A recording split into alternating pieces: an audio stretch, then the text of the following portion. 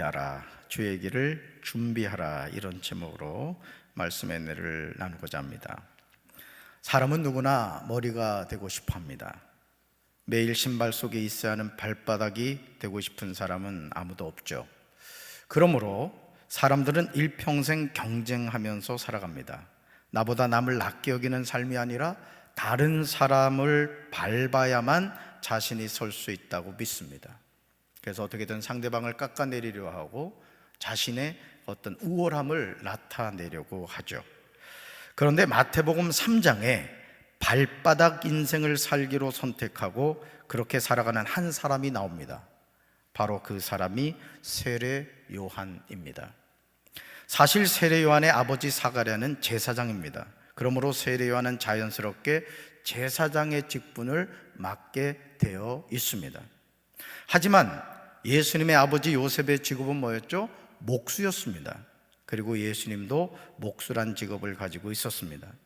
굳이 말하지 않아도 아버지가 제사장인 세례 요한과 목수인 예수님과 신분 서열이 같을 수는 없는 거죠. 세상적인 기준으로 보았을 때.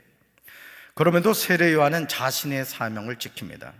사랑하는 성도 여러분, 이 세상에서 높아지고 싶지 않은 사람이 누가 있겠습니까? 대한민국 역대 대통령 가운데 감옥에 갔다 오지 않은 대통령이 많지 않습니다. 현재 대한민국 윤석열 대통령도 국민의힘 대통령 후보일 때 이런 말을 했습니다. 대통령에 출마하면 집안이 풍비박산이 날 수 있다. 윤석열 대통령 후보자일 때 이 말을 했습니다. 그런데도 대통령이 되어서 일을 감당하고 있습니다.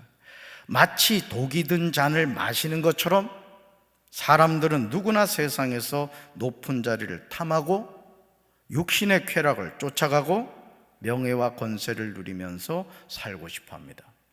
그래서 여러분, 예수님에게 마귀가 다가와서 시험한 게 뭐였죠? 그게 바로 육신의 정욕과 안목의 정욕과 이생의 자랑이었습니다.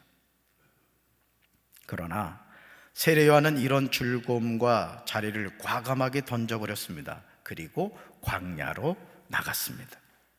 세례 요한은 낙타 털 옷을 입었습니다. 허리에 가죽띠를 띄었습니다. 음식은 메뚜기와 석청이었습니다.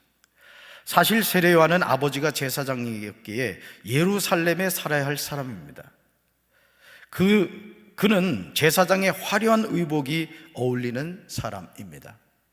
제사장의 직분은 자동으로 자녀에게 승계가 되었기에 불편함이 없는 삶을 살아갈 수 있었습니다. 그럼에도 그는 예루살렘을 떠나서 스스로 광야로 나갔습니다. 왜냐하면 세례 요한에게 하나님의 말씀이 임했기 때문입니다. 하나님은 세례 요한을 예루살렘 성전에서 쓰기를 원하지 않으셨습니다. 광야의 성전에서 존귀하게 쓰기를 원하셨습니다. 누가복음 1장 6절에서 세례 요한의 아버지와 어머니를 소개하면서 아주 인상적인 설명을 하고 있습니다.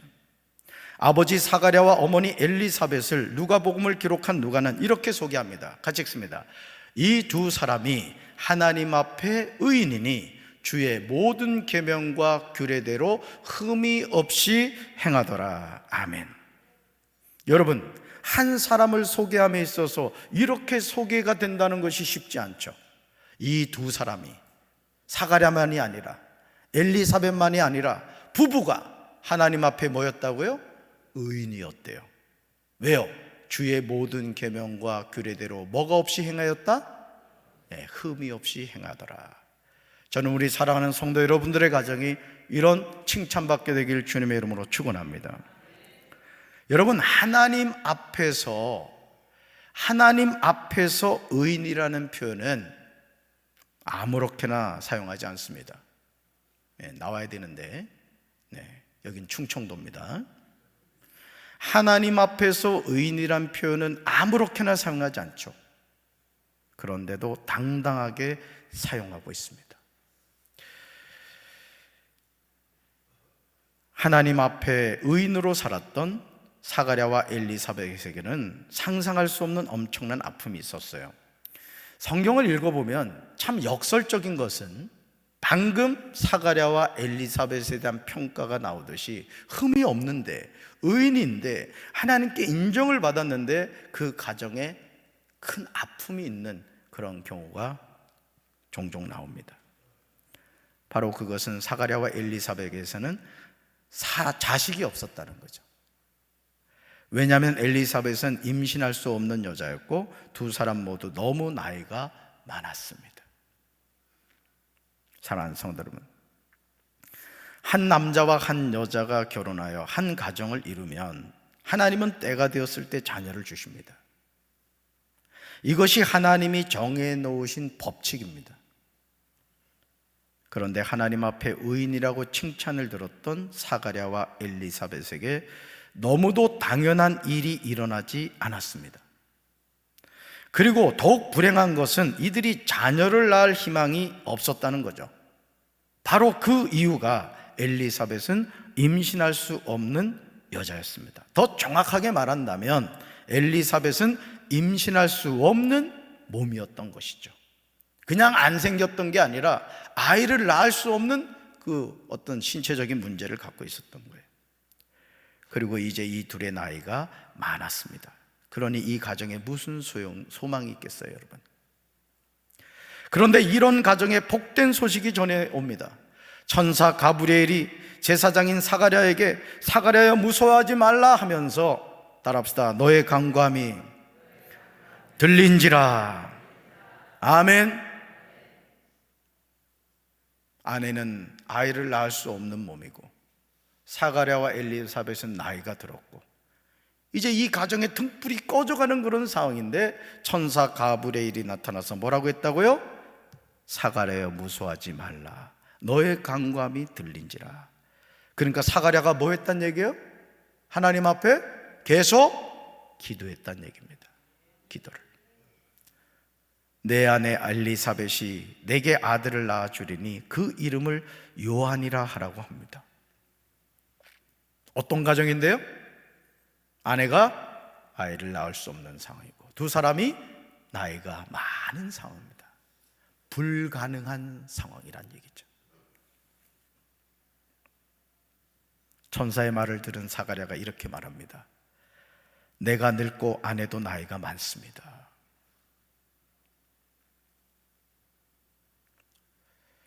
솔직한 심정이잖아요. 내가 늙고 아내도 나이가 많습니다. 이게 뭔 말이에요? 불가능합니다, 이 얘기예요. 천사 가브리엘이 나타나서 사가랴야 두려워하지 말아라, 너의 간구함이 들렸다, 이렇게 말함에도 불구하고 불가능하다는 것을 이야기하고 있습니다. 제사장의 전례를 따라 성전에 들어가 분향하며 직무를 행하던 사가랴는 천사 가브리엘의 말을 믿을 수가 없었습니다. 내가 늙고 아내도 나이가 많다는 말은 이것을 보여주는 거예요. 그러나 따라합시다. 하나님은 불가능이 없으신 분입니다. 믿습니까? 믿으시기 바라요. 엘리사벳이 잉태합니다. 사랑하는 성도 여러분, 하나님의 일은 내가 하고 싶다고 감당한 것이 아닙니다. 하나님이 세워주셔야 하는 거예요. 이번에 이제 직분을 받는 분들도 제가 오늘 그 헌신서 역사를 이렇게 드리면서 한 주 동안 기도하면서 헌신할 것을 체크해서 토요일날 가져오라고 그랬어요. 사실 많은 분들이 추천이 됐습니다. 그리고 우리 장로님들하고도 가급적이면 추천되신 분들에게 기회를 주자라는 얘기까지 했어요. 그런데 제가 이 강단에서 여러분들한테 했던 말이 있었어요. 이번에 2단 세미나 참여하지 않으신 분들은 제외할 겁니다 라는 얘기였어요. 담임 목사로서 솔직한 심정은 그분들에게도 기회를 주고 싶었습니다. 어느 전도사님이 그 얘기를 했습니다. 영상으로 그 2단 세미나를 듣고 그것으로 필요한 것으로 해주면 어떻겠습니까? 라는 얘기도 있었어요. 근데 제가 기도하면서 아무리 생각을 해도 이건 아니다라는 생각이 들었습니다. 그래서 죄송하지만 제외를 했어요. 2단 세미나에 참여하지 않은 분들은 다 제외를 했어요. 다 제외를 했어요. 왜? 담임 목사가 강단에서 한 말이 있었기 때문에 그렇습니다. 앞으로도 그럴 겁니다. 제가 여러분들에게 이야기하는 것에 대해서 여러분들이 담임 목사의 영적 권위를 존중해 주시기 바랍니다. 아멘. 그래야 교회는 바로 세워집니다.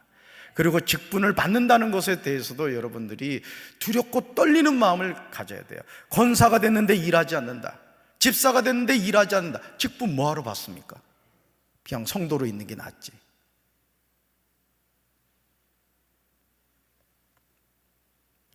하나님이 능력 주실 때 우리는 주님의 사명을 감당하게 되는 줄로 믿습니다.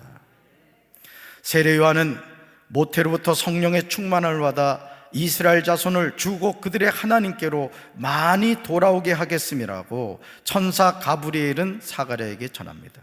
얼마나 감동적인 내용입니까?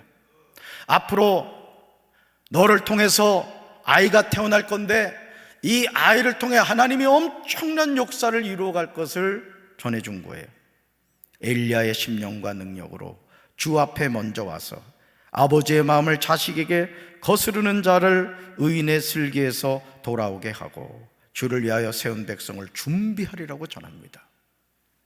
그리고 하나님의 때가 되었을 때 세례 요한은 유대 광야에서 복음을 전했습니다. 사가랴의 아들인 세례 요한은 메시아이신 예수님보다 6개월 먼저 태어났습니다. 누가복음 1장 36절을 보시면 엘리사벳은 마리아의 친족임을 알 수 있습니다. 세례 요한이 유대 광야에서 전파하여 말한 복음의 내용이 마태복음 3장 2절에 나옵니다. 말씀 같이 읽습니다. 회개하라, 천국이 가까이 왔느니라 하였으니. 아멘. 마태복음 3장 2절에서 회개하라, 천국이 가까이 왔느니라. 세례 요한의 외침은 마태복음 4장 17절에서 회개하라, 천국이 가까이 왔느니라. 예수님이 전파하신 내용과 일치함을 보게 됩니다. 그러나 이것은 너무도 당연한 것이죠. 따릅니다. 복음은 다를 수가 없습니다. 담임 목사가 전하는 복음이 다르고 전도사님들이 전하는 복음이 다르면 그건 사입인 거예요. 복음은 다를 수가 없습니다. 복음은 예수 그리스도인 줄로 믿습니다.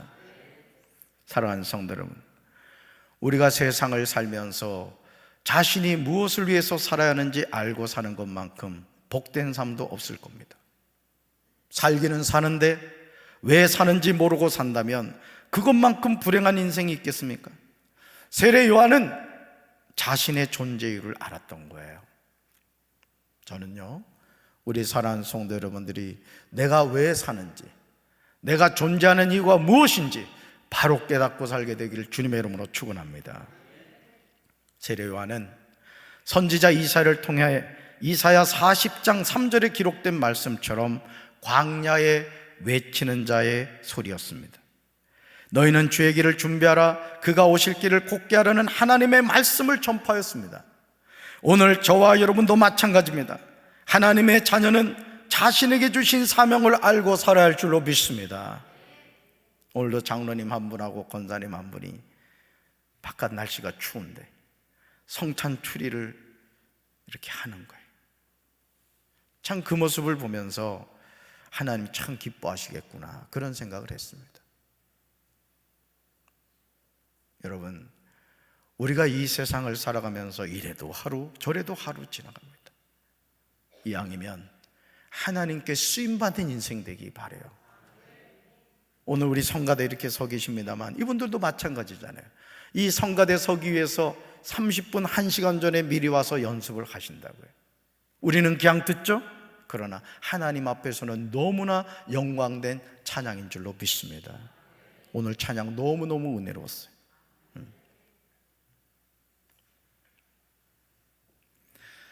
하나님의 자녀는요, 자신에게 주신 사명을 알고 살아야 돼요. 그러나 이 사명을 감당하는 삶은 쉽지 않습니다. 예루살렘에서 화려한 제사장의 옷을 입고 멋지게 살 수 있던 삶을 포기해야 됐습니다. 여생이 보장된 삶을 포기해야 했습니다. 예루살렘이 아니라 아무도 알아주지 않는 광야에서 홀로 살아야 했어요. 여러분 생각해 보세요. 아버지가 제사장, 사가랴가 가만히 있으면 요한은 제사장이 된다고요.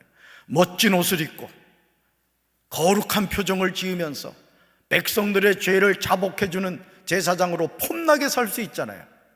근데 하나님의 말씀이 임하니까 그 모든 것 다 뒤로 하고, 예루살렘을 뒤로 하고, 아무도 알지 않는 그 유대 광야에 가서 하나님의 사명을 감당하는 여러분 요한의 모습을 한번 상상해 보세요. 하지만 이런 세례 요한의 삶은 외롭지 않았습니다. 왜냐하면 광야에 하나님이 계셨기 때문입니다. 여러분, 저와 여러분의 삶도 마찬가지입니다. 하나님은 저와 여러분을 예루살렘에서 만나주지 않습니다. 인생의 광야에서 하나님은 우리가 외롭게 홀로 있을 때 우리에게 다가오시는 줄로 믿습니다. 낙타옷을 입는 것이 문제가 아니에요. 음식은 메뚜기와 석청을 먹는 것도 문제가 아닙니다. 하나님의 음성을 듣지 못하는 삶이 큰 문제입니다. 저는 우리 사랑하는 성도 여러분들이 매일 매순간 하나님의 음성을 듣게 되길 주님의 이름으로 축원합니다. 여러분의 영의 귀가 열리셔야 돼요. 영의 눈이 열리셔야 됩니다. 심령의 문이 열려서 하나님이 나와 함께 하신다는 게 깨달아져야 될 줄로 믿습니다. 하나님의 말씀에 순종하여 세례 요한이 광야로 나갔을 때 예루살렘과 온 유대와 요단강 사방에서 다 그에게 나왔습니다. 자기들의 죄를 자복하고 요단강에서 그에게 세례를 받았습니다. 하나님의 말씀이 임하면 사람들은 모이게 되어 있습니다. 잘 들으세요. 하나님의 말씀이 임하면 사람들은 모이게 되어 있습니다. 저는 하나님께 기도합니다. 주님, 저를 이 교회로 보내주셨는데 제가 늘 통성으로 기도하는 거 기억하십니까? 강경, 익산, 부여, 연무, 논산에서 매출하기처럼 모여들게 하옵소서. 하나님은 살아계십니다. 이렇게 아름답게 하나님이 성전을 리모델링하게 하신 이유가 뭐겠어요? 이제 숙제가 하나 남았잖아요. 뭐죠? 하나님의 집을 채워야 되는 거예요. 그 일을 누가 하겠습니까? 저와 여러분이 해야 될 줄로 믿습니다. 저는 우리 교회에 이런 하나님의 역사가 나타나게 되기를 주님의 이름으로 축원합니다. 우리 청년교회도 마찬가지입니다. 이런 역사가 청년교회에 나타나게 되기를 주님의 이름으로 축원합니다. 하나님의 교회가 부흥하는 일은요, 하나님의 소원입니다. 같이 읽어봅시다. 하나님의 교회가 부흥하는 일은 하나님의 소원입니다. 아멘. 누가복음 14장 23절에서 우리 주님은 하나님의 종에게 이렇게 말씀하세요. 같이 읽습니다. 길과 산 울타리로 가서 사람을 강권하여 데려다가 내 집을 채우라. 아멘. 명령하고 계십니다. 세례 요한이 광야에 있었지만 사람들이 몰려왔습니다. 사랑하는 성도 여러분, 예루살렘과 온 유대와 요단강 사방에서 세례 요한에게 나온 사람들이 한 일이 무엇인지 주목해 보시기 바랍니다. 먼저 자기들의 죄를 자복했습니다.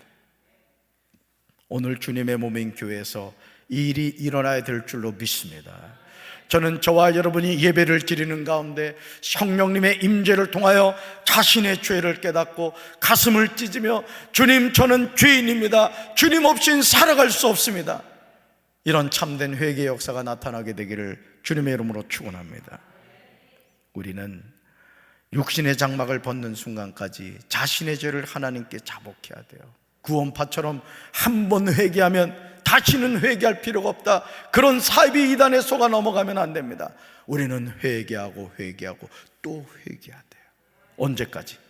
주님 앞에 설 때까지, 주님이 우리를 부르실 때까지 우리는 자신의 죄를 회개하고 회개하고 또 회개해야 될 줄로 믿습니다. 그러나 자신의 죄를 자복하는 것으로 끝나면 안 됩니다. 마태복음 3장 8절에서 요한은 많은 바리새인들과 사두개인들이 세례 베푸는 대로 오는 것을 보고 이렇게 말합니다. 같이 읽습니다. 그러므로 회개에 합당한 열매를 맺으라. 한 번 더요. 그러므로 회개에 합당한 열매를 맺으라. 아멘. 오늘 신앙생활을 한다고 하면서 세례 요한이 책망한 바리새인들과 사두개인들이 얼마나 많습니까? 종교적인 생활에 익숙하여 모든 것이 능수능란하지만 회개에 합당한 열매가 전혀 없습니다. 그들은 속으로 아브라함이 우리 조상이라고 생각합니다. 여러분, 누가복음 16장에서 거지와 부자 나사로를 기억하십니까? 분명히 그 한 부자는 음부에 갔을 때 아브라함을 향하여 아버지 아브라함이여라고 불렀습니다. 그러나 그는 음부에서 눈을 떴습니다. 저는 우리 사랑하는 성도 여러분들이 겉으로만 예수 믿는 척하는 것이 아니라 속이 변화되어 예수의 사람이 되길 주님의 이름으로 축원합니다. 겉으로만 아브라함이 우리 조상이라고 생각하는 사람들을 향해서 세례요한은 충격적인 말을 해요. 바로 그것이 뭡니까? 같이 읽습니다. 하나님이 능히 이 돌들로도 아브라함이 자손이 되게 하신다. 아멘. 속으로 아브라함이 우리 조상이라고 생각하는 게 중요한 것이 아니에요. 회개에 합당한 열매를 맺어야 돼. 회개에 합당한 열매를 맺어야 돼. 이제 우리는 광야로 나가야 될 줄로 믿습니다. 그리고 광야에서 외치는 자의 소리가 되어야 돼요. 너희는 주의 길을 준비하라고 외쳐야 합니다. 그가 오실 길을 곧게 하라고 외쳐야 됩니다. 그렇게 할 때 하나님은 복음을 듣고 회개할 영혼들을 보내주실 줄로 믿습니다. 마태복음 3장 10절에서 세례요한은 하나님의 심판이 임박했음을 전해줍니다. 같이 읽습니다. 이미 도끼가 나무 뿌리에 놓였으니 좋은 열매를 맺지 아니하는 나무마다 찍혀 불에 던져지느니라. 아멘. 네. 이제 우리는 자신의 삶을 점검해 봐야 됩니다. 과연 나는 좋은 열매를 맺고 있는가? 나는 일상의 삶에서 회개에 합당한 열매를 맺으며 살고 있는가? 저와 여러분이 하나님의 자녀로 산다는 것은 쉽지 않습니다. 우리는 알게 모르게 우리 주변 사람들에게 비춰줍니다. 우리가 하는 말이, 우리가 하는 행동이 우리가 믿는 하나님을 나타냅니다. 말이란 것은 우리 생각이 나타나는 거예요. 우리가 하는 행동은 우리의 말의 지배를 받습니다. 우리가 고백하는 예수 그리스도를 나타내야 할 줄로 믿습니다. 내가 하는 말과 행동이 나에게서 끝나지 않습니다. 그러므로 우리는 구별된 삶을 살아가야 돼요. 사실 세례 요한은 위대한 인물이었습니다. 그는 혈통부터 달랐습니다. 제사장 집안에서 태어났고 성장하였습니다. 그는 모태로부터 성령이 충만함을 받았던 사람입니다. 사람들이 구름처럼 그에게 몰려들었습니다. 그는 스스로 위대한 인물이 될 수가 있었습니다. 그러나 그는 자신의 위치와 역할이 무엇인지 절대로 잊지를 않고 살았습니다. 여러분, 이게 쉽다고 생각합니까? 모태부터 성령 충만했어요. 많은 사람들이 자신을 메시아라고 인정을 하고 있었습니다. 그런데 거기에 흔들리지 않았던 거예요. 마태복음 3장 11절과 12절에서 세례요한은 자신이 예수님과 다른 점을 고백합니다. 같이 읽습니다. 나는 너희로 회개하기 위하여 물로 세례를 베풀거니와 내 뒤에 오시는 이는 나보다 능력이 많으시니 나는 그의 신을 들기도 감당하지 못하겠노라. 그는 성령과 불로 너희에게 세례를 베푸실 것이요 손에 키를 들고 자기의 타작마당을 정하게 하사 알곡은 모아 곡간에 들이고 쭉종이는 꺼지지 않는 불에 태우시리라. 아멘. 사랑하는 성도 여러분, 세례 요한은 자신에게 몰려드는 사람들이 회개하게 하려고 물로 세례를 베풀었습니다. 이게 요한의 한계였던 거예요. 뭐로 세례를 베풀었다고요? 물로 세례를 베풀었습니다. 그러나 예수님은 사람들에게 뭐로 세례를 베푸신다고요? 성령과 불로 세례를 베푸신다고 말씀합니다. 저는 우리 사랑하는 성도 여러분들이 이 성령과 불 세례 받으시기 바라요. 성령과 불 세례 받으시기 바랍니다. 심지어 자기 뒤에 오실 예수님은 나보다 능력이 많다고 합니다. 나는 그의 신을 들기도 감당하지 못하겠다고 고백합니다. 이 말은 거짓이 아닙니다. 이것이 주의 길을 준비하는 사람의 바른 자세입니다. 우리가 아무리 능력이 뛰어나다 하더라도 성령과 불로 세례를 주시는 분은 메시아이신 예수 그리스도인 줄로 믿습니다. 예수님은 우리보다 능력이 많으신 분입니다. 우리는 예수님의 신을 들고 다닐 자격조차 없습니다. 손에 키를 들고 타작마당을 정하시는 분은 오직 예수 그리스도인 줄로 믿습니다. 그러므로 광야에서 외치는 자의 소리로 살았던 세례 요한처럼 이제 우리는 주의 길을 준비하며 살아야 합니다. 주님이 오실 길을 곧게 해야 할 줄로 믿습니다. 손에 키를 들고 계신 예수님은 자기의 타작마당을 정하게 하사 알곡은 모아 곡간에 들이시고 쭉종이는 꺼지지 않는 불에 태우십니다. 바로 이것이 회개에 합당한 열매입니다. 이 성탄의 계절에 주님이 오실 길을 예비하는, 주님 그분이 오신다는 사실을 외쳐 알리는 우리 사랑하는 성도들 되기를 주님의 이름으로 축원합니다. 연말이라고 해서 들뜨지 마시고 주님이 왜 오셨는가? 그 주님이 나에게 어떤 분이신가? 내가 올 이 12월 한 달을 어떻게 마무리할 것인가? 겸손하게 새벽 기도도 나오시고 하나님 앞에 여러분 자신을 겸손히 내려놓고 우리의 구세주로 오시는 그 예수님을 맞이할 수 있는 저와 여러분 되기를 주님의 이름으로 축원합니다. 가슴에 손 얹겠습니다. 하나님 아버지, 예루살렘에서 제사장으로서 멋진 삶을 살 수 있었던 세례 요한, 그러나 그에게 말씀이 임했을 때 그는 예루살렘을 버렸고 제사장의 직임을 버렸고 광야로 나아가 외치는 자의 소리가 되었습니다. 주님은 우리에게 예루살렘을 떠나라고 하는데, 제사장직을 떠나라고 하는데 미련을 버리지 못하고 여전히 예루살렘에서 머뭇거리고 있지는 않습니까? 제사장의 직분을 내려놓지 못하고 있지는 않습니까? 주님이 광야로 나가라고 하시면 아멘, 믿음으로 순종하여 그곳에서 주의 길을 예비할 수 있는 광야에 외치는 자의 소리가 되게 하여 주옵소서. 내가 살아가는 이유는 나 자신에게 있는 것이 아니라 나를 하나님의 사명자로 쓰기 원하시는 하나님께 있다는 사실을 기억하며 주님이 원하시는 그곳에서 겸손히 쓰임받는 우리 사랑하는 성도들 되게 하여 주시옵소서.